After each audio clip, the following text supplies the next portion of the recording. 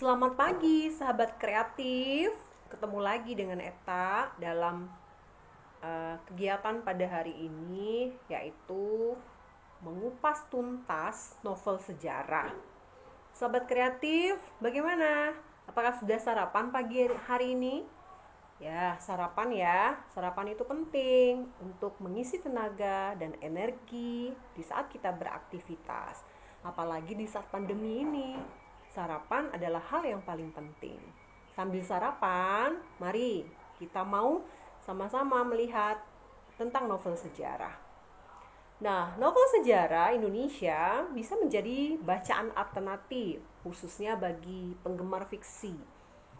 Pasalnya, sambil menikmati cerita fiksi, pembaca akan diajak menelusuri jejak sejarah Indonesia. Entah dari tokoh terkenal ataupun bisa juga dari peristiwa bersejarah. Nah, banyak sekali cerita-cerita yang berupa novel sejarah. Misalnya yang dibuat oleh Pramudia Anangtatur tentang jejak langkah, rumah kaca, anak semua bangsa, bumi manusia. Itu semua contoh-contoh cerita novel sejarah yang sangat menarik untuk dibaca. Sahabat kreatif, membaca sejarah melalui novel Indonesia ini juga menjadi salah satu cara belajar sejarah dengan cara yang menyenangkan. Sahabat kreatif, khususnya yang kelas 12 ya, membaca novel sejarah yang paling penting adalah kita mengambil hal-hal yang bermanfaat sebagai sumber alternatif penulisan sejarah yang gak melulu bersifat teknis dan kaku, melainkan juga dengan imajinasi sebagai karya fiksi. Penasaran dengan novel sejarah? Ayo kita coba untuk mengupas novel-novel sejarah. Pertama yaitu tentang novel yang berjudul Pasar. Nah, pertama ada novel Pasar. Ini adalah karangan Kunto Wijaya ya, yang pertama diterbitkan tahun 1990-an dan sudah dicetak ulang beberapa kali. Nah, proses cetak ulang buku ini menandakan jika pemikiran Kunto Wijaya dalam karyanya ini masih relevan dengan kondisi masyarakat saat ini. Novel Pasar itu berlatar di sebuah pasar tradisional ya, di suatu daerah itu di Jawa tahun 1970-an.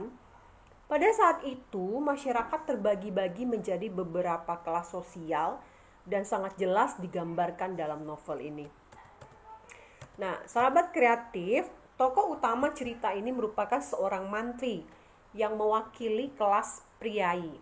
Nah, sepanjang cerita ia berinteraksi dengan 3 kelas sosial, yaitu dari kalangan birokrasi, kemudian rakyat jelata, dan para pemodal.